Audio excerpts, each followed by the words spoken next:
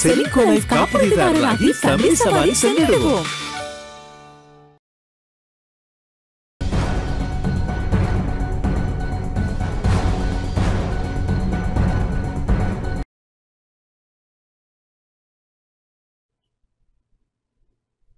வணக்கம். டான் தமிழொலியின் இரவு நேர பிரதான செய்தி அறிக்கையோடு இணைந்திருக்கும் நான் ஜெகநாதன் சஜித். முதலில் தலைப்புச் செய்திகள்.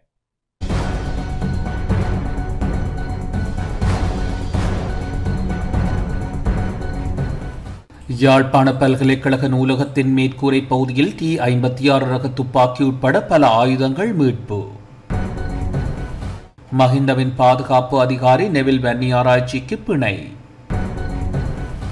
மன்னாரில் 2025-2026 பெரும்போக செய்கைக்கான நீர் விநியோகம் இன்று ஆரம்பம்.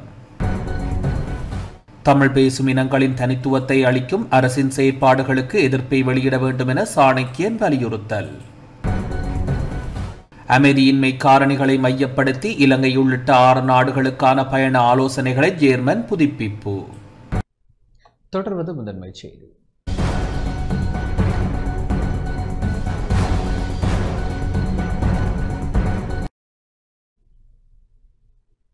யாழ்ப்பாண பல்கலைக்கழக நூலகத்தின் மேற்கூரை பகுதியில் T56 ரக துப்பாக்கி உட்பட பல ஆயுதங்கள் மீட்கப்பட்டுள்ளன.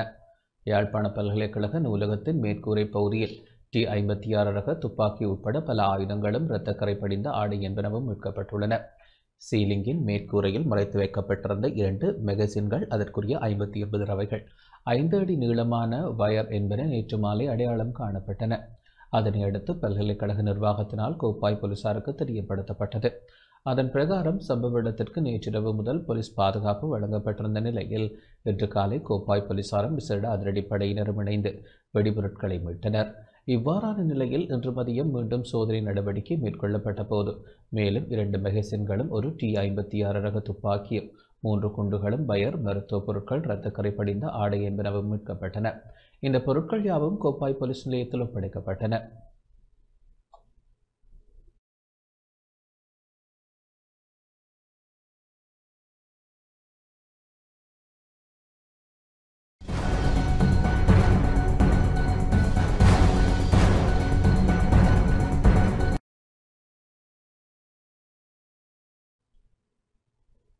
எதிர்க்கட்சி நாடாளுமன்ற உறுப்பினர்களின் பாதுகாப்பு தொடர்பில் சபாநாயகரின் தலைமையில் கலந்துரையாடப்பட்டுள்ளது.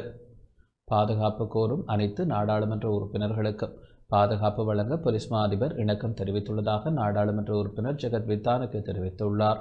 எதிர்க்கட்சி பாராளுமன்ற உறுப்பினர்களின் கோரிக்கைக்கு அமைய உறுப்பினர்களின் பாதுகாப்பு தொடர்பில் கலந்துரையாடுவதற்காக விசேட கலந்துரையாடல் ஒன்று இன்று நாடாளுமன்றத்தில் இடம்பெற்றது.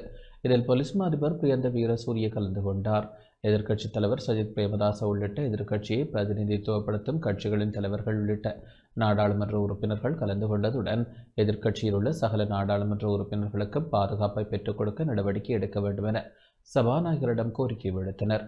பாதுகாப்பு வழங்குமாறு ஏற்கனவே கோரிக்கை விடுத்த நாடாளுமன்ற உறுப்பினர்களின் அனைத்து கோரிக்கைகளுக்கும் நடவடிக்கை எடுக்குமாறு போலீஸ் மா அதிபருக்கு அறிவித்திருப்பதாக சபாநாயகர் குறிப்பிட்டார். குறிப்பாக நாடாளுமன்ற உறுப்பினர்கள் குறித்து அரசாங்கம் கொள்கை ரீதியில் தீர்மானம் எடுத்திருந்தாலும் அதற்கு அப்பால் சென்று நாடாளுமன்ற உறுப்பினர்களின் கோரிக்கைகள் தொடர்பில் நடவடிக்கை எடுத்திருப்பதாகவும் இதற்கமைய சில நாடாளுமன்ற உறுப்பினர்களுக்கு ஏற்கனவே பாதுகாப்பை வழங்க நடவடிக்கை எடுக்கப்பட்டிருப்பதாகவும் அவர் மேலும் தெரிவித்தார். அத்துடன் இன்றைய தினம் எதிர்க்கட்சி நாடாளுமன்ற உறுப்பினர்கள் விடுத்த கோரிக்கை தொடர்பில் தேவையான நடவடிக்கை எடுக்குமாறும் சபாநாயகர் போலீஸ் மா அதிபருக்கு தெரியப்படுத்தினார். இதனைத் தொடர்ந்து கருத்து தெரிவித்த போலீஸ் மா அதிபர் நாடாளுமன்ற உறுப்பினர்களின் இந்த கோரிக்கை குறித்து சபாநாயகர் மற்றும் பொதுமக்கள் பாதுகாப்பு அமைச்சர் ஆகியோருக்கு தெரியப்படுத்துவதாக குறிப்பிட்டார். தமது அரசியல் செயற்பாடுகளை எவ்வித அச்சமுமின்றி பாதுகாப்பான சூழலில் முன்னெடுத்து செல்வதற்கு சகல எதிர்க்கட்சி நாடாளுமன்ற உறுப்பினர்களுக்கு முதலில் பாதுகாப்பை வழங்குமாறும் அதன் பின்னர் அச்சுறுத்தல் குறித்த மதிப்பாய்வை மேற்கொண்டு அதன் அடிப்படையில் எதிர்கால நடவடிக்கைகளை எடுக்குமாறும் இன்றைய கூட்டத்தில் கலந்து கொண்ட எதிர்க்கட்சி நாடாளுமன்ற உறுப்பினர்கள் வலியுறுத்தினர். இக்கூட்டத்தில் நாடாளுமன்ற பணியாட் தொகுதியின் பிரதானியும் பிரதி செயலாளர் நாயகமுமான சமிந்த குலரத்ன, படைக்கல சேவிதர் குஷான் ஜெயரத்ன மற்றும் இலங்கை போலீஸ் அதிகாரிகள் கலந்து கொண்டனர். ஒன்றிணைந்த எதிர்க்கட்சிகள் முன்னெடுக்க உள்ள பேரணியில் கலந்து கொள்வது தொடர்பில் இன்னும் தீர்மானிக்கவில்லை என ஐக்கிய மக்கள் சக்தி தெரிவித்துள்ளது. ஒன்றிணைந்த எதிர்க்கட்சிகள் நவம்பர் 21ஆம் தேதி முன்னெடுக்க உள்ள பேரணியில் ஐக்கிய மக்கள் சக்தி கலந்து கொள்வது தொடர்பில் இன்னும் தீர்மானிக்கவில்லை என நாடாளுமன்ற உறுப்பினர் ஹர்ஷன ராஜகருணா தெரிவித்தார். எதிர்க்கட்சித் தலைவர் அலுவலகத்தில் இடம்பெற்ற ஊடகவியலாளர் சந்திப்பில் கலந்து கொண்டு உரையாற்றும் போதே அவர் இதனை குறிப்பிட்டார். නෑ එහෙම නෙමෙයි. අපි සතුටු වෙනවා අපේ සහෝ நாங்கள் பேரணியில் கலந்து கொள்வோம் என்று கூறவில்லை, கலந்து கொள்ள மாட்டோம் என்றும் கூறவில்லை. ஆனால் அவர்களுக்கு எங்களுடைய வாழ்த்துக்கள். எதிர்க்கட்சிகளைச் சேர்ந்த சகோதரர்கள் முன்னெடுக்கும் இந்த பேரணி தொடர்பில் எங்களுக்கு எந்தவொரு ஆட்சேபனைகளும் இல்லை. அவர்களுக்கு இந்த சந்தர்ப்பத்தில் வாழ்த்துக்களை தெரிவிக்க விரும்புகிறோம். இன்னும் நவம்பர் மாதம் கூட வரவில்லை. 21ஆம் தேதிக்கு இன்னும் நாட்கள் இருக்கின்றன. நாங்கள் செல்வதாக இருந்தாலும் இல்லை என்றாலும் வாழ்த்துக்களை கூறிக்கொள்கிறோம். நாங்கள் எதிர்க்கட்சி என்ற வகையில் பல கலந்துரையாடல்களில் ஈடுபட்டுள்ளோம். ஏனைய எதிர்க்கட்சிகளுடன் நட்பு ரீதியாகவே பேச்சுவார்த்தைகளை முன்னெடுத்து வருகின்றோம். எனவே ஒன்றிணைந்த எதிர்க்கட்சிகள் முன்னெடுக்கும் வேலை திட்டங்களில் கலந்து கொள்வது தொடர்பில் எதிர்காலத்தில் தீர்மானிப்போம். ඒ අවස්ථාවට යනවද නැද්ද කියන එක අපේ පක්ෂය ඇතුලේ ඉදිරියේදී තීන්දුවක් ගන්නවා. மஹிந்தவின் பாதுகாப்பு அதிகாரி நெவில் வன்னியாராச்சிக்கு பிணை வழங்கப்பட்டது. விளக்கமறியலில் வைக்கப்பட்டிருந்த முன்னாள் ஜனாதிபதி மஹிந்த ராஜபக்ஷவின் பாதுகாப்பு அதிகாரி நெவில் வன்னியாராச்சியை பிணையில் செல்ல அனுமதித்து கொழும்பு நீதவான் நீதிமன்றம் உத்தரவிட்டுள்ளது.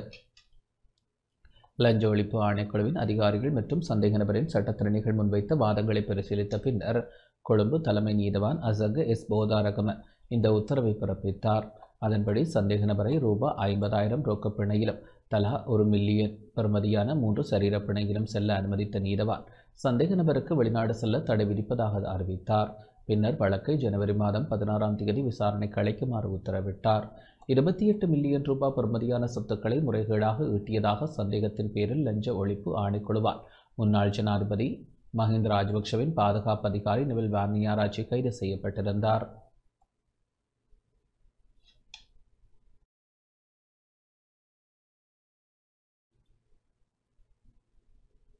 மன்னாரில் 2025-2026 பெரும்போக செய்கைக்கான நீர் விநியோகம் இன்று ஆரம்பித்து வைக்கப்பட்டது. மன்னார் மாவட்டத்தில் 2025-2026 பெரும்போக பயிற்சிகைக்கான முதலாவது நீர் விநியோகம் இன்று காலை 11 மணியளவில் வைபவ ரீதியாக ஆரம்பித்து வைக்கப்பட்டது. பெரும்போகத்தின் 33,000 ஏக்கர் நிலப்பரப்பில் பயிற்சிகை மேற்கொள்ளப்பட உள்ள நிலையில் முதலாவது நீர் விநியோகம் ஆரம்பித்து வைக்கப்பட்டது. வடக்கு மாகாணத்தில் 2வது பெரிய குளமான முருகன் கட்டுக்கரை குளம் பெரிய உடைப்பு துருசு பகுதியில் இடம்பெற்ற நிகழ்வில் மத தலைவர்கள் ஆசியுடன் நீர் திறந்து விடப்பட்டது. இந்நிகழ்வில் மன்னார் மாவட்ட அரசாங்க அதிபர் க கனகேஸ்வரன் தலைமையில் நீர்ப்பாசன படிப்பாளர் முருகன் கட்டுக்கரை குளம் நீர்ப்பாசன பொறியியலாளர் திணைக்கள அதிகாரிகள் வாய்க்கால் அமைப்பு பிரதிநிதிகள் விவசாயிகள் பங்கேற்றனர். தற்போது கட்டுக்கரை குளத்தில் 9.2 அடி நீர் காணப்படுவதுடன் குளத்திற்கு நீர்வரத்து காணப்படுகின்றது. அந்த வகையில் கடந்த 22ஆம் தேதி மாவட்ட அரசாங்க அதிபர் தலைமையில் இடம்பெற்ற கூட்டத்தில் எடுக்கப்பட்ட தீர்மானத்திற்கு அமைய முதலாவது நீர் விநியோகம் இன்று ஆரம்பித்து வைக்கப்பட்டது.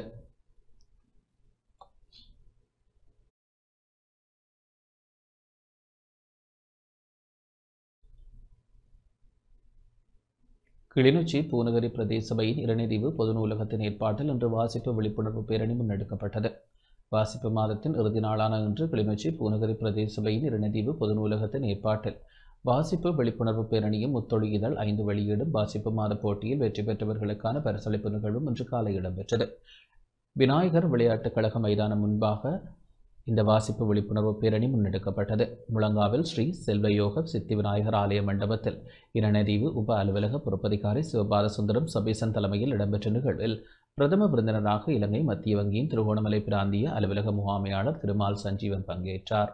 சிறப்பு விருந்தினராக முழங்காவில் மகா வித்தியாலய அதிபர் பரதன் சிவானந்தி, இரணைதீவு ரோமன் கத்தோலிக்க தமிழ் கல்வன் பாடசாலை அதிபர் அமர்தரானந்தன் ரொபர்ட் கெனடி, குமளமுனை அரசனர் தமிழ் கல்வன் பாடசாலை அதிபர் லவ்சி பகீரதன், முழங்காவில் ஆரம்ப பாடசாலை அதிபர் பாலசுப்ரமணியம் சதீஷ், நாச்சிக்குடா அரசனர் முஸ்லிம் கல்வன் பாடசாலை அதிபர் மேரி ரொக்சி ரொபர்ட், மன்னார் மடு கல்வி வலய ஓய்வு நிலை பிரதிக்கல்வி பணிப்பாளர் முடியப்பூ எம்லியான்ஸ் பிள்ளை ஆகியோர் பங்கேற்றனர். நிகழ்வில் பூநகரி பிரதேச சபை தவிசாளர் சி ஸ்ரீரஞ்சன், பிரதேச சபை செயலாளர், பிரதேச சபை உத்தியோகத்தர்கள், பாடசாலை மாணவர்கள், முன்பள்ளி மாணவர்கள், பெற்றோர்கள் என பலர் கலந்து கொண்டனர்.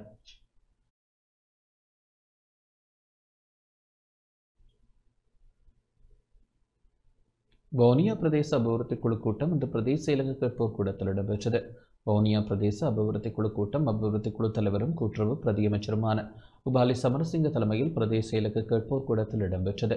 இக்கூட்டத்தில் நாடாளுமன்ற உறுப்பினர்களான மா ஜெகதீஸ்வரன், சே திலகநாதன், ப சத்தியலிங்கம், காதர் மஸ்தான், முத்து முகமது, பிரதேச செயலாளர் இ பிரதாபன், தெற்கு தமிழ் பிரதேச சபை தவிசாளர் ப பாலேந்திரன், உள்ளூராட்சி உறுப்பினர்கள், திணைக்கள தலைவர்கள், கிராம சேவையாளர்கள் என பலர் கலந்து கொண்டனர். குறித்த கூட்டத்தில் இலங்கை போக்குவரத்து சபை பேருந்து போக்குவரத்து பிரச்சினை, புதிதாக குளங்களுக்கு எல்லையிடல், வவுனியா குளத்தின் கீழ் ஆக்கிரமிக்கப்பட்ட வீடுகள், தோட்டங்கள் உட்பட பல்வேறு விடயங்கள் ஆராயப்பட்டன.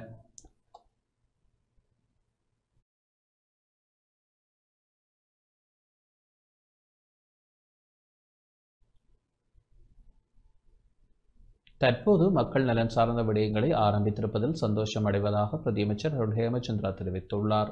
மருந்து என்ற பெயரில் உப்பு நீரை கொண்டு வந்து மக்களுக்கு வழங்கி மக்களை மரணிக்க செய்து அதன் மூலம் பணம் சம்பாதிக்கும் யுகத்தினை முடிவிற்கு கொண்டு வந்து தற்போது மக்கள் நலன் சார்ந்த விடயங்களை ஆரம்பித்திருப்பதில் சந்தோஷம் அடைவதாக பிரதியமைச்சர் அருண் ஹேமச்சந்திரா தெரிவித்துள்ளார். மட்டக்களப்பு மாவட்டத்தில் 54 வருடங்களுக்கு பின்னர் அரச ஒசுசல மருந்து விற்பனை நிலையம் இன்று திறந்து வைக்கப்பட்டது. அரசாங்க மருந்தாளர் கூட்டுத்தாபனம் 1981ஆம் ஆண்டு ஸ்தாபிக்கப்பட்டு ஒசுசல நாடெங்கிலும் திறக்கப்பட்டுள்ள நிலையில் மட்டக்களப்பு மாவட்டத்தில் இன்று தேசிய மக்கள் சக்தி அரசாங்கத்தின் முயற்சியினால் ஒசுசல திறந்து வைக்கப்பட்டது. தேசிய மக்கள் சக்தி அரசாங்கத்தினால் கிழக்கு மாகாண மக்களுக்கு நியாயமான விலையில் தரமான மருந்துகளை வழங்கும் நோக்குடன் கடந்த காலத்தில் கிழக்கு மாகாண மக்களுக்கு வழங்கிய வாக்குறுதிகளை நிறைவேற்றும் முகமாகவும் இந்த மருந்தகங்களை மட்டக்களப்பில் திறந்து வைக்கப்பட்டது. தேசிய மக்கள் சக்தியின் மட்டக்களப்பு மாவட்ட பாராளுமன்ற உறுப்பினர் கந்தசாமி பிரபுவின் முயற்சியினால் மட்டக்களப்பு திருகோணமலை வீதியில் கோட்டை முனையில் இந்த ஒசுசல அரசு மருத்துவ விற்பனை நிலையம் திறந்து வைக்கப்பட்டது. அரசாங்க மருந்தாக்கல் கூட்டுத்தாபன தலைவர் சி விக்ரம்சிங்க தலைமையில் இடம்பெற்ற விழாவில் பிரதியமைச்சர் அருண் ஹேமச்சந்திரா பிரதம அதிதியாக கலந்து கொண்டார். இந்த நிகழ்வில் மட்டக்களப்பு மாவட்ட பாராளுமன்ற உறுப்பினர் கந்தசாமி பிரபு, மட்டக்களப்பு மாநகர சபை முதல்வர் சிவம் பாக்கியநாதன், மட்டக்களப்பு மாவட்ட அரசாங்க அதிபர் ஜே அருள்ராஜ், தேசிய மக்கள் சக்தியின் மட்டக்களப்பு மாநகர சபை உறுப்பினர்கள், மருந்தாக்கல் கூட்டுத்தாபன ஊழியர்கள் என பலர் பங்கேற்றனர். இன்றைய தினம் மட்டக்களப்பு மாவட்டத்திலே எஸ்பிசி நிறுவனத்தின் அரச ஒசுசல 67வது கிளையை மட்டக்களப்பு மாவட்டத்தில் இன்று திறந்து வைக்கப்பட்டிருந்தது. இந்த ஒசுசல மருந்தாக்கல் கூட்டுத்தாபனத்தினுடைய இந்த ஒசுசலையை மட்டக்களப்பு மாவட்டத்திலே நிர்ணயிப்பதற்காக நாங்கள் பல முயற்சிகளை மேற்கொண்டிருந்தோம். எங்களது அமைச்சர் அவர்கள் குறிப்பிட்டதை போன்று 54 வருடங்கள் அந்த முயற்சி இன்றுதான் அது நிறைவேறப்பட்டிருக்கின்றது. 54 வருடங்களாக அதனை கொண்டு வருவதற்காக இவ்வளவு காலங்கள் எடுக்கப்பட்டிருந்தாலும் அது இந்த தேசிய மக்கள் சக்தி அரசாங்கத்தினூடாக நிறைவேற்றப்பட்டிருக்கின்றது. நாங்கள் இந்த மட்டக்களப்பு மாவட்டத்திலே ஒரு வருடத்துக்குள்ளே அதனை கொண்டு வருவதற்கான முயற்சிகள் பலதை மேற்கொண்டிருந்தோம். இருந்த போதிலும் இடம் தெரிவு செய்வதிலே இருந்த குறைபாடுகள் காரணமாக அந்த காலம் நீடிக்கப்பட்டு இன்றைய தினம் அதற்கான வாய்ப்புகள் கிடைக்கப்பட்டிருக்கின்றது. ஆகவே நாங்கள் மக்கள் சார்ந்த பல செயற்திட்டங்களை நாங்கள் முன்னெடுத்து கொண்டு வருகின்றோம். அதிலே அவசியமான பல விடயங்களுக்கான நிதி ஒதுக்கீடுகளை மேற்கொண்டிருக்கின்றோம். அதையும் தாண்டி பல சேவைகளை, இந்த பிரதேசத்துக்கு அவசியமான பல சேவைகளை இங்கே கொண்டு வந்து சேர்ப்பதற்கான முயற்சிகளை நாங்கள் முன்னெடுத்து கொண்டு வருகின்றோம். அதன் ஒவ்வொரு பிரதிபலன்கள் இன்று நிறைவேற்றப்பட்டு கொண்டிருக்கின்றது. முன்னாள் சுகாதார அமைச்சர், அதாவது அதிகமாக பரவலாக பேசப்பட்ட நபர் திரு கே ரமக்குல் அவர்கள் தொடர்பாக ஒரு செய்தியை நான் பார்த்தேன்.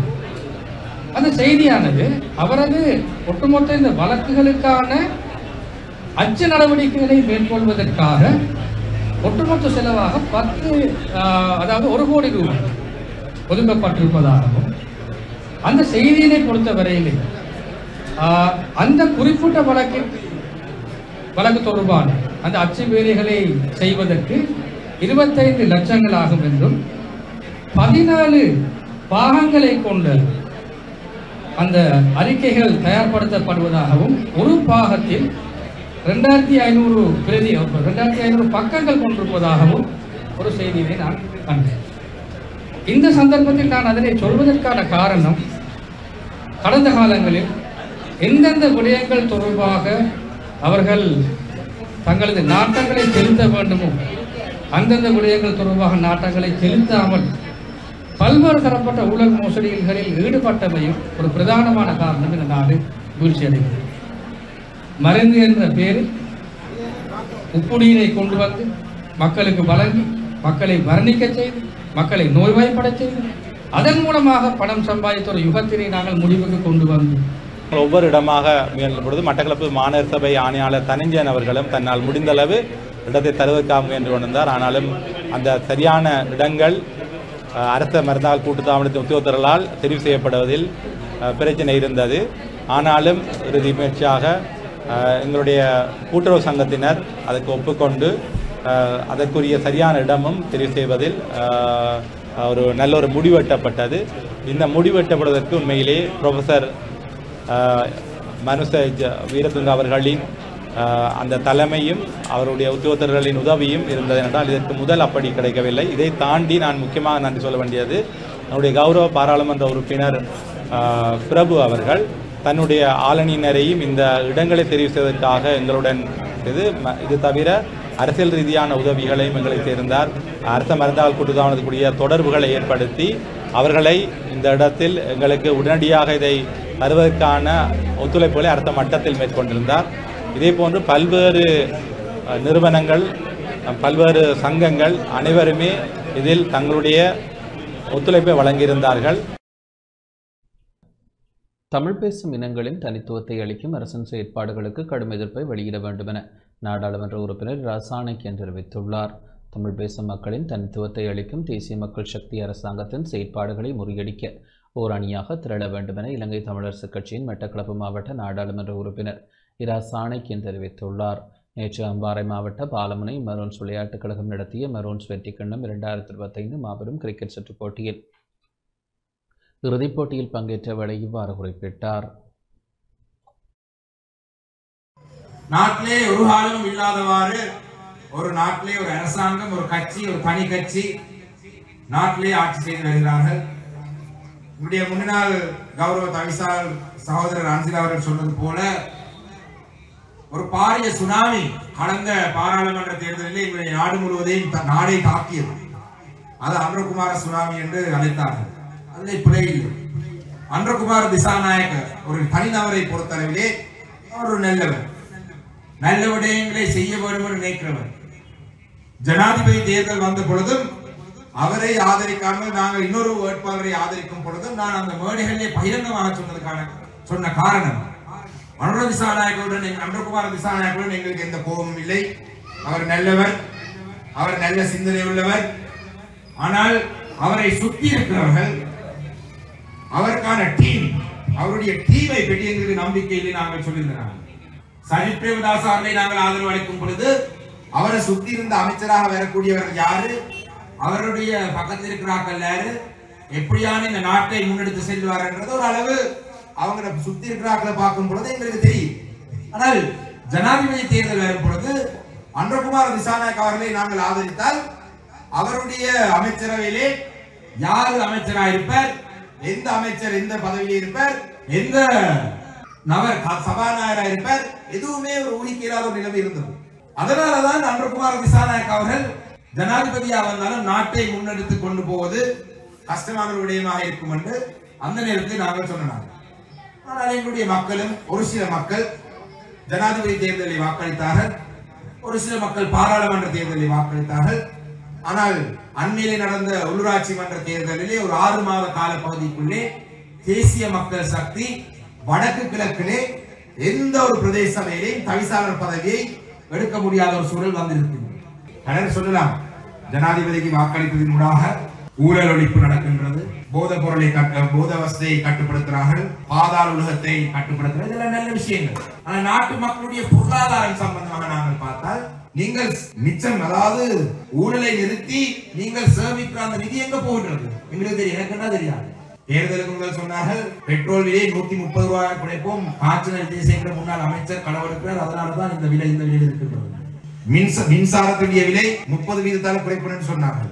அரசு ஊழியர்களுக்கான சம்பளம் ஒவ்வொரு 6 மாதத்துக்கு அதிகரிப்போம் என்று சொன்னார்கள். வேலையில்லா பட்டதாரிகளுக்கான நியமனம் வழங்குவோம் என்று சொன்னார்கள்.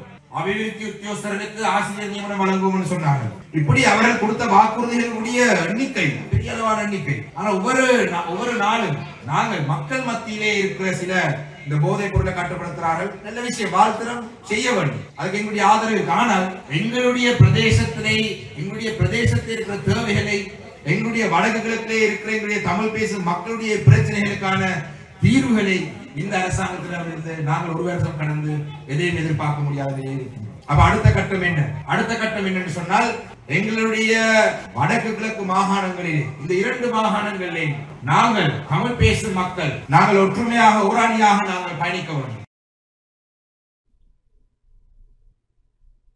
வடக்கு மாகாணத்தில் உள்ள அனைத்து மாணவர்களுக்கும் கண் பரிசோதனைகளை நடத்தி தேவையான மாணவர்களுக்கு இலவசமாக கண்ணாடிகள் வழங்கப்பட்டுள்ளதாக வடக்கு மாகாண ஆளுநர் தெரிவித்துள்ளார். வடக்கு மாகாணத்தில் உள்ள அனைத்து மாணவர்களுக்கும் கண் பரிசோதனைகள் நடத்தி தேவையான மாணவர்களுக்கு இலவசமாக கண்ணாடிகள் வழங்கி வடக்கு மாகாணம் இலங்கையில் ஏனைய மாகாணங்களுக்கு முன்னுதாரணமான செயற்பாட்டை மேற்கொண்டுள்ளதாக வடக்கு மாகாண ஆளுநர் நா. வேதநாயகன் தெரிவித்துள்ளார். வடக்கு மாகாண பாடசாலை மாணவர்களுக்கான நகுலேஸ்வரி வாசுதேவன் இலவச கண் பரிசோதனை மற்றும் கண்ணாடி விநியோக திட்டம் வடக்கு மாகாண சுகாதார மற்றும் கல்வி அமைச்சுக்களுடன் இணைந்து யாழ் போதனா மருத்துவமனையின் கண் மருத்துவ நிபுணர் எம். மலரவன் தலைமையில் முன்னெடுக்கப்பட்டது. இந்த திட்டத்திற்கான நிதி அனுசரணை அலாக்கா அறக்கட்டளை மூலம் அசிஸ்ட் RR ஊடாக வழங்கப்பட்டது. இந்த திட்டத்தின் ஊடாக வடக்கு மாகாணத்தில் உள்ள அனைத்து மாணவர்களுக்கும் கண் பரிசோதனை முன்னெடுக்கப்படுவதற்காக தெரிவு செய்யப்பட்ட 1150 ஆசிரியர்கள் பயிற்றப்பட்டனர். அவர்களூடாக கண்டறியப்பட்ட மாணவர்களுக்கு மருத்துவ நிபுணர் எம். மலரவன் தலைமையிலான குழுவினர் கண் பரிசோதனைகளை மேற்கொண்டனர். வடக்கில் உள்ள 9313 மாணவர்கள் சுமார் 4.49% கண்ணாடி தேவையுடையவர்களாக அடையாளப்படுத்தப்பட்டு அவர்களுக்கு இலவசமாக கண்ணாடிகள் வழங்கி வைக்கப்பட்டன. இந்த ஒட்டுமொத்த செயல்முறை மற்றும் பரிந்துரைகளை உள்ளடக்கிய தெளிந்த பார்வை ஒளிமியமான எதிர்காலம் என்ற நூல் ஆளுநர் செயலகத்தில் வைத்து இன்று ஆளுநரால் வெளியிட்டு வைக்கப்பட்டது. இந்த நிகழ்வில் ஆளுநரின் செயலாளர், கல்வி அமைச்சின் செயலாளர், மகளிர் விவகார அமைச்சின் செயலாளர், கல்வி பணிப்பாளர், வலய கல்வி பணிப்பாளர்கள், உதவி செயலாளர்கள், பல்கலைக்கழக மருத்துவ பீடாதிபதி, மருத்துவ நிபுணர் உள்ளிட்ட பலர் பங்கேற்றனர். நிகழ்வைத் தொடர்ந்து பிரதம விருந்தினர் உரையாற்றிய ஆளுநர் வடமாகாணத்தில் கண்பார்வை குறைபாட்டுடன் இருந்த பிள்ளைகளுக்கு இன்று புதிய உலகத்தை காணும் வாய்ப்பு கிடைத்திருப்பதாக தெரிவித்தார். எமது வடமாகாணத்தில் உள்ள அனைத்து பாடசாலைகளிலும் உள்ள மாணவர்களுக்கு கண் பரிசோதனை செய்து இலவசமான மூக்கு கண்ணாடி வழங்குகின்ற நிகழ்வு ஆரம்பிக்கப்பட்டு முடித்து வைக்கப்பட்டுள்ளது. அவை இதொரு மிக முக்கியமான ஒரு திட்டமாக இருக்கிறது. எமது வடமாகாணத்தை பொறுத்தவரையிலே போதனா வைத்தியசாலையினுடைய கண் பிரிவின் தலைவராக இருக்கின்ற கண் சத்து சிகிச்சை நிபுணர் டாக்டர் மலரவன் அவர்களுடைய தலைமையின் கீழ் தான் இந்த நிகழ்வு நடைபெற்றது.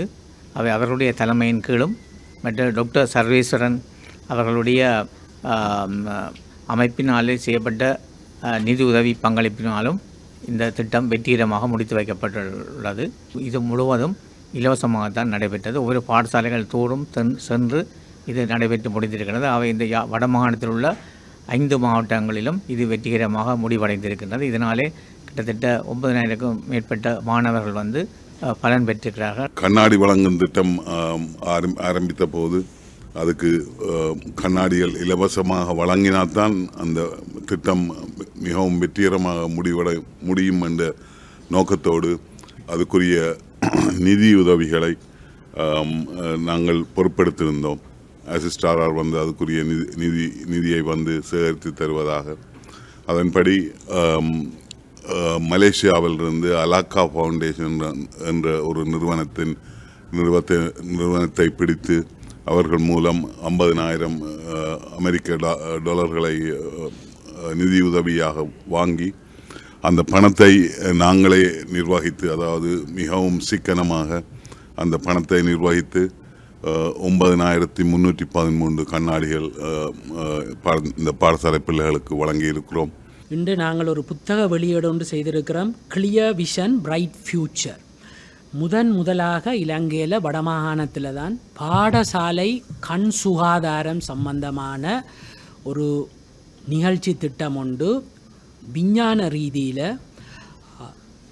மிகவும் ஒரு சிறந்த ஒரு மாடல், அதாவது ஸ்கூல் பேஸ் கிளஸ்டர் மாடல் என்று சொல்கிறது. School base screening cluster model. பாடசாலை சார்ந்த பாடசாலை ஊடாக கண் சுகாதாரத்தை பார்த்த ஒரு மாடல் உண்டு. நாங்கள் 24ஆம் ஆண்டு 25ஆம் ஆண்டு 2 ஆண்டுகளாக வடமாகாணத்தில் உள்ள அனைத்து மாணவர்களும் பயிற்றுவிக்கப்பட்ட ஆசிரியர்கள் ஊடாக மாணவர்களுடைய கண் சம்பந்தமான பிரச்சனை முதலாவதாக கண்டுபிடிக்கப்பட்டது. இந்த மாணவர்கள் கிளினிக்குகள் அங்கே ஒன்றும் அலையாமல் அந்த மாணவர்களை ஒருங்கமைத்து அந்தந்த வலயம் அந்தந்த கோட்டத்தில் வைத்திய நிபுணர் என்னுடைய தலைமையில் கண் வைத்திய குழு யாழ் கண்ணியல் பிரிவு போதனா வைத்தியசாலை மற்றும் எங்களுக்கு தேவையான அனுசரை உதவி வழங்கிய ஆனந்தி வைத்தியசாலை, விஷன் கேர் மற்றும் ஹேமாஸ் ஃபார்மகுட்டியல் ஹெல்த் எடியூகேஷனுக்கு ஊடாக நாங்கள் இந்த மாணவர்களை பயிற்றுவித்தனாங்க. அக்கரப்பத்தனை பிரதேச சபை உறுப்பினர்களுக்கு விசேட பயிற்சி வழங்கப்பட்டது. பிரதேச சபை விதிகள் 1998 அடிப்படையில் சபை கூட்டங்களில் அலுவல்களை நடத்துவதற்கான நடவடிக்கை முறைகள் தொடர்பான பயிற்சி நேற்று அக்கரப்பத்தனை பிரதேச சபை மண்டபத்தில் இடம்பெற்றது.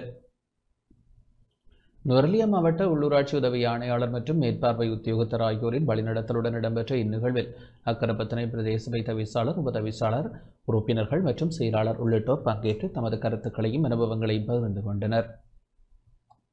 இப்பயிற்சியின் மூலம் பிரதேச சபையின் நிர்வாக செயற்பாடுகள் மேலும் ஒழுங்குபடுத்தப்பட்டு திறமையானதாகவும் அமைய எதிர்பார்க்கப்படுகின்றது.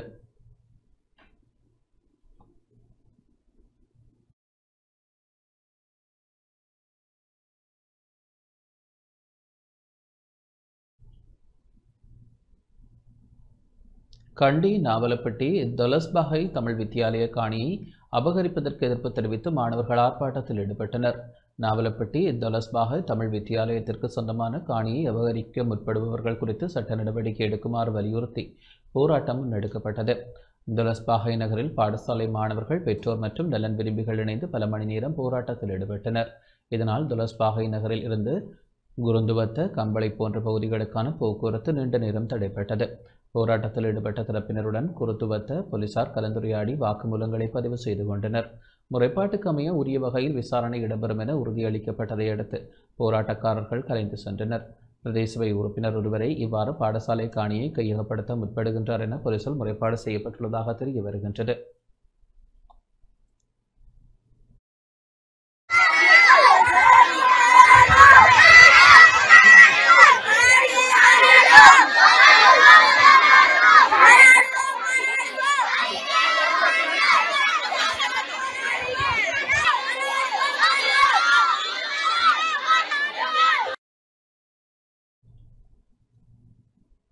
திருகோணமலை மாவட்ட பாலர் பாடசாலைகளுக்கு கல்வி உபகரணங்கள் வழங்கப்பட்டன. கிழக்கு மாகாண பாலர் பாடசாலை பணியகத்தின் 2025ஆம் ஆண்டுக்கான மாகாண ஒதுக்கீட்டின் கீழ் திருகோணமலை மாவட்டத்தில் உள்ள பாலர் பாடசாலைகளுக்கு கல்வி உபகரணங்கள் வழங்கி வைக்கப்பட்டன. குறித்த நிகழ்வு திருகோணமலை நகர மண்டபத்தில் கிழக்கு மாகாண ஆளுநர் ஜெயந்தலால் ரத்னசேகர தலைமையில் இடம்பெற்றது. திருகோணமலை மாவட்ட நாடாளுமன்ற உறுப்பினர் ரோஷன் அக்மீமன, பாலர் பாடசாலை பணியகத்தின் நிர்வாக குழு உறுப்பினர் ஜமுன் மஜூன், பணியகத்தின் அதிகாரிகள், பாலர் பாடசாலை ஆசிரியர்கள், குழந்தைகள் மற்றும் பெற்றோர்கள் உட்பட பலர் கலந்து கொண்டனர்.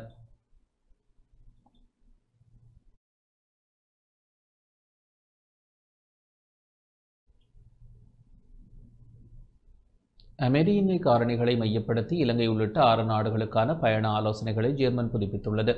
இலங்கை உள்ளிட்ட 6 நாடுகளுக்கான பயண ஆலோசனைகளை ஜெர்மன் புதுப்பித்துள்ளது. இதன்படி கனடா, பிரான்ஸ், மொராக்கோ, டென்மார்க் மற்றும் மலேசியா உள்ளிட்ட நாடுகளுக்கு பயண ஆலோசனை புதுப்பிக்கப்பட்டுள்ளது.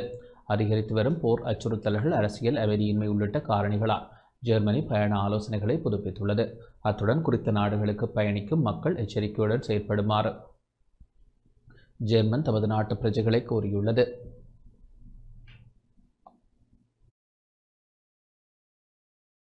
ரணில் விக்ரமசிங்கவை அவரது போக்கில் விட்டுவிடுங்கள் என முன்னாள் ராஜாங்க அமைச்சர் டயானா கமகே தெரிவித்துள்ளார்.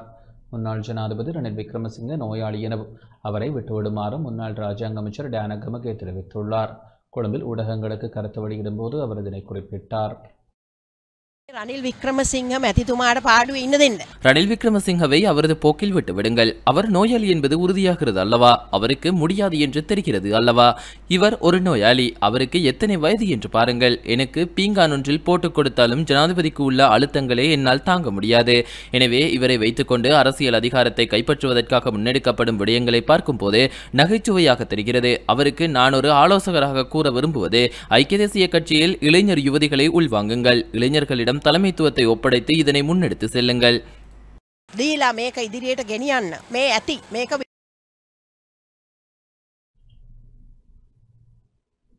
லசந்த விக்ரமசேகர சுட்டுக் கொல்லப்பட்ட சம்பவம் தொடர்பாக கைது செய்யப்பட்ட 7 சந்தேக நபர்களும் விளக்கமறியலில் வைக்கப்பட்டுள்ளனர். வெலிகம பிரதேச சபையின் தலைவர் லசந்த விக்ரமசேகர சுட்டுக் கொல்லப்பட்ட சம்பவம் தொடர்பாக கைது செய்யப்பட்ட 7 சந்தேக நபர்களும் நவம்பர் மாதம் 13ஆம் தேதி வரை விளக்கமறியலில் வைக்கப்பட்டுள்ளனர். குறித்த சந்தேக நபர்கள் நேற்று மாத்திரை பிரதான நீதவான் சதுர திஸ்ஸநாயக்க முன்னிலையில் ஆஜர்படுத்தப்பட்ட போது உத்தரவு பிறப்பிக்கப்பட்டது. கொலை சம்பவம் தொடர்பாக துப்பாக்கிதாரி, மோட்டார் சைக்கிள் செலுத்துனர் உட்பட மொத்தம் 9 சந்தேக நபர்கள் போலீசாரால் கைது செய்யப்பட்டனர். அவர்களில் துப்பாக்கிதாரி மற்றும் மோட்டார் சைக்கிள் செலுத்துனர் ஆகியோர் நீதிமன்றில் ஆஜர்படுத்தப்படவில்லை. ஏனைய சந்தேக நபர் கேக்கராவ, காலி, கொழும்பு மற்றும் மாத்திரை பகுதிகளைச் சேர்ந்தவர்களாவர். கடந்த 22ஆம் தேதி வெலிகம பிரதேச சபை தலைவர் அவரது உத்தியோகபூர்வ அறையில் வைத்து துப்பாக்கிச் சூட்டுக்கு இலக்காகி உயிரிழந்தார் என்பது குறிப்பிடத்தக்கது.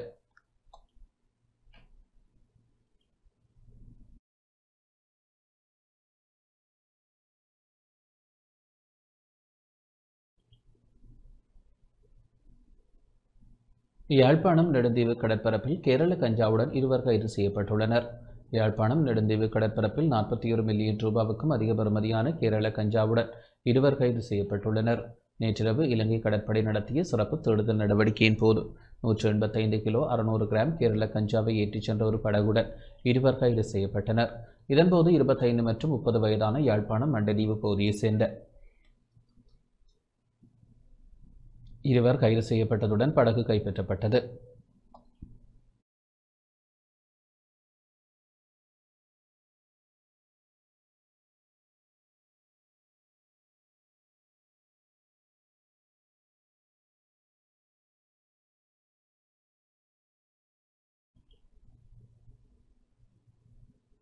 யாழ்ப்பாணத்தில் ஹெரோயின் போதைப் பொருளை உடைமையில் வைத்திருந்த குற்றச்சாட்டில் ஒரு பெண் உட்பட 5 பேர் கைது செய்யப்பட்டுள்ளனர். 2 கிராம் 300 மில்லிகிராம் ஹெரோயின் போதைப்பொருளுடன் ஒரு ஆணும், 2 கிராம் 150 மில்லிகிராம் ஹெரோயினுடன் ஒரு பெண்ணும், 80 மில்லிகிராம் ஹெரோயினுடன் 3 ஆண்களும் யாழ்ப்பாண போலீசாரால் கைது செய்யப்பட்டனர்.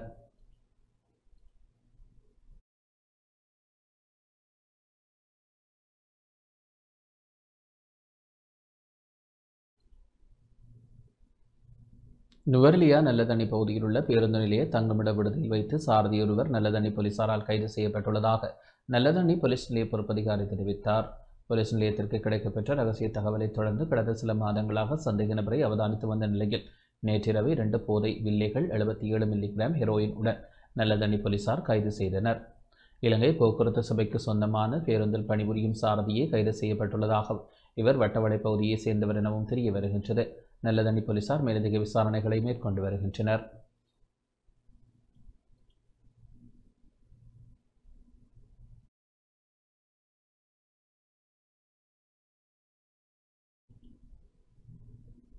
இதேவேளை விஷ போதைப் பொருட்களை ஒழிப்பதற்காக ஆரம்பிக்கப்பட்டுள்ள முழு நாடுமே ஒன்றாக செயற்திட்டத்திற்கு இணையாக போதைப்பொருள் வர்த்தகம் தொடர்பில் அறிவிப்பதற்காக 24 மணித்தியாலமும் இயங்கும் துரித தொலைபேசி இலக்கம் அறிமுகப்படுத்தப்பட்டுள்ளது.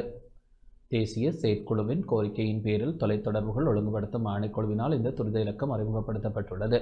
இதன்படி நாட்டின் எந்த ஒரு இடத்திலும் இடம்பெறும் போதைப்பொருள் கடத்தல், விநியோகம் அல்லது சந்தேகத்திற்குரிய செயற்பாடுகள் தொடர்பிலான தகவல்களை 1818 எனும் தொலைபேசி இலக்கத்திற்கு தொடர்பு கொண்டு தெரிவிக்க முடியும் என அறிவிக்கப்பட்டுள்ளது.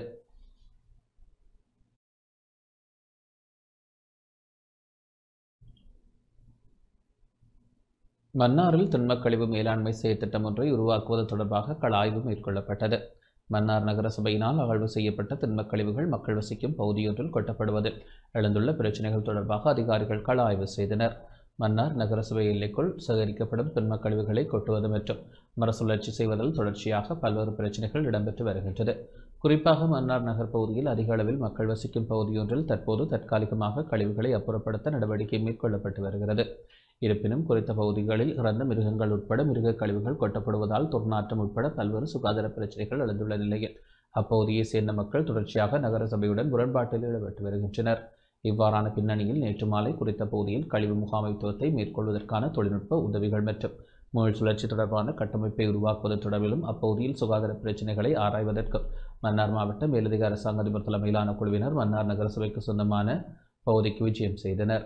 இதன்போது குறித்த பகுதியை முழுமையாக ஆராய்ந்த குழுவினர் மன்னார் நகர சபை தலைவர் மற்றும் செயலாளருடன் கலந்துரையாடலை மேற்கொண்டதுடன் கழிவுகளை மறுசுழற்சி செய்வதற்கான கட்டமைப்பு ஒன்றை உருவாக்கி திண்ம கழிவு மேலாண்மை செயற்திட்டம் ஒன்றை உருவாக்குவதற்கான நடவடிக்கைகளை குறித்த குழுவினர் மேற்பார்வை செய்தனர்.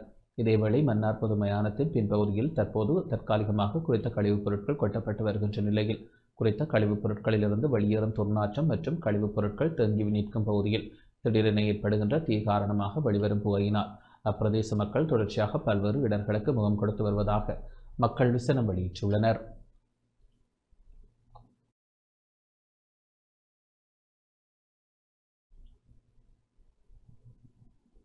மட்டக்களப்பு சமுத்திர பல்கலைக்கழகத்தில் டிப்ளோமா கற்கை நெறியை மேற்கொள்ள உள்ள புதிய மாணவர்களுக்கான வரவேற்பு நிகழ்வு இன்று இடம்பெற்றது.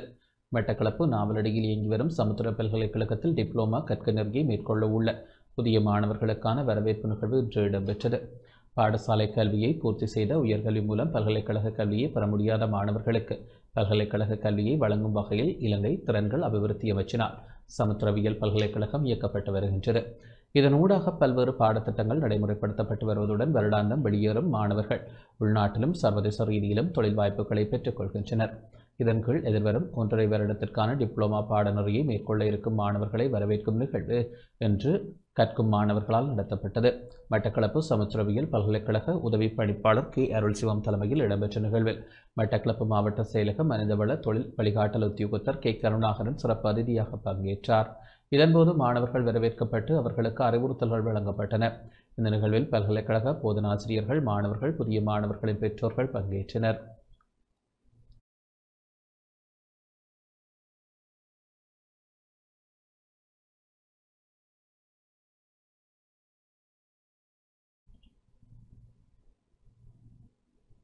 முல்லைத்தீவு கேப்பாப்புலவில் போக்குவரத்திற்கு இடையூறாக காணப்பட்ட விமானப்படையால் அமைக்கப்பட்ட தூண்கள் அகற்றப்பட்டன. முல்லைத்தீவு மாவட்டத்தின் முள்ளியவளை போலீஸ் பிரிவிற்குட்பட்ட கேப்பாப்புலவு பிளவு குடியிருப்பு பகுதியில் மக்களின் போக்குவரத்திற்கு பாரிய இடையூறாக காணப்பட்ட இலங்கை விமானப்படையினரால் அமைக்கப்பட்டிருந்த பாரிய தூண்கள் கரைதுரப்பெற்ற பிரதேச சபையினரால் இடித்து அகற்றப்பட்டன. பிளவு குடியிருப்பு கிராமமானது இலங்கை விமானப்படையினரின் ஆக்கிரமிப்பில் இருந்து கடந்த 2017ஆம் ஆண்டு சுமார் ஒரு மாதமாக மக்கள் வீதியில் இறங்கி போராடி மீட்கப்பட்டிருந்தது. இந்நிலையில் இலங்கை விமானப்படையினரின் பாவனையில் இருந்தபோது இந்த கிராமத்திற்கு செல்லும் பிரதான நுழைவாயில் அமைக்கப்பட்ட 2 பாரிய தூண்கள் மக்களின் போக்குவரத்திற்கு இடையூறாக காணப்படுவதாக கரைதுரப்பெற்ற பிரதேச சபை தெரியப்படுத்தியதை தொடர்ந்து நேற்றைய தினம் கரைதுரப்பெற்ற பிரதேச சபை கனரக வாகனங்களை கொண்டு போக்குவரத்திற்கு இடையூறாக இருந்த 2 தூண்களையும் அகற்றியிருந்தது.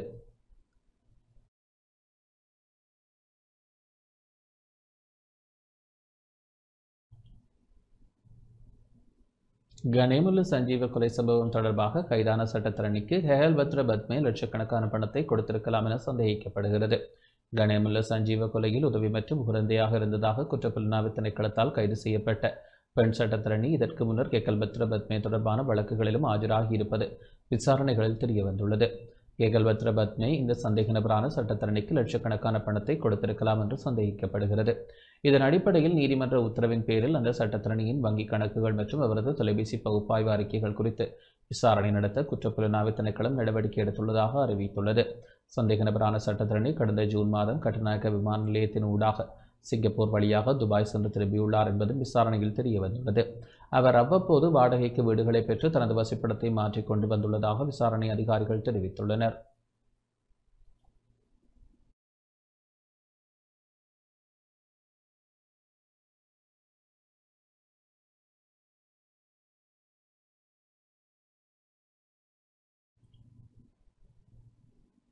நீரிழிவு நோயாளிகளுக்கு ஏற்படும் காயங்கள் புற்றுநோயை விட மிகவும் ஆபத்தானது என இலங்கை மருத்துவ சங்கம் தெரிவித்துள்ளது.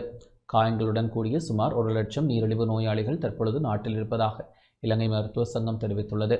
நீரிழிவு நோயாளிகளுக்கு ஏற்படும் காயங்கள் புற்றுநோயை விடவும் மிகவும் ஆபத்தானவை என அச்சங்கம் குறிப்பிட்டுள்ளது. நீரிழிவு நோயாளிகளின் கால்களில் ஏற்படும் சிறிய காயம் கூட காலை வெட்டி அகற்ற வேண்டிய நிலைக்கு கொண்டு செல்லும் வாய்ப்பு அதிகம் உள்ளது. நீரிழிவு நோய் காரணமாக ஒரு காலை இழந்தவர்களில் 30% 3 ஆண்டுகளுக்குள் மற்ற காலையும் இழக்கும் ஆபத்து அதிகமாக இருக்கிறது. நீரிழிவு காயங்கள் ஒரு சில வகையான புற்றுநோய்களை தவிர அனைத்து வகையான புற்றுநோய்களை விடவும் மிகவும் ஆபத்தானது. 100 பேருக்கு நீரிழிவு இருந்தால் 20 பேருக்கு இந்த காயங்கள் ஏற்படலாம். இரத்த ஓட்டம் சரியாக செல்லாது, நீரிழிவு காரணமாக நரம்புகள் சரியாக வேலை செய்யாது, கல்சியம் படிவுகள் உருவாகின்றமை போன்றன காரணமாக இருக்கலாம். இலங்கையில் குறைந்தபட்சம் 2 மில்லியன் நீரிழிவு நோயாளிகள் உள்ளனர். இதில் ஆண்டுக்கு 40,000 புதிய காயங்கள் ஏற்படுகின்றன. இந்த நீரிழிவு காயங்கள் ஏன் புற்றுநோயை போன்று ஆபத்தானவை என்று நாம் நினைக்கின்றோம். இரண்டிற்கும் சிறிய ஒற்றுமைகள் உள்ளன. இரண்டுமே நீண்ட காலத்திற்கு சென்று படிப்படியாக அதிகரித்து உயிரையும் பறிக்கும் திறன் கொண்டவை.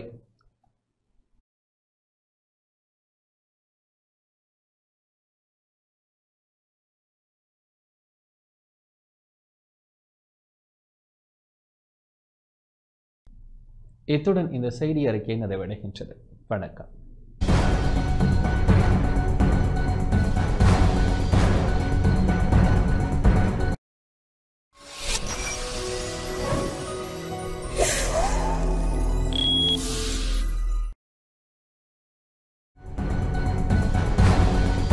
அனுசரணை வழங்கியோர் செலிகோ லைஃப் காப்பீட்டுதாரராகி தமிழ் சவாரி சென்றிடுவோம்.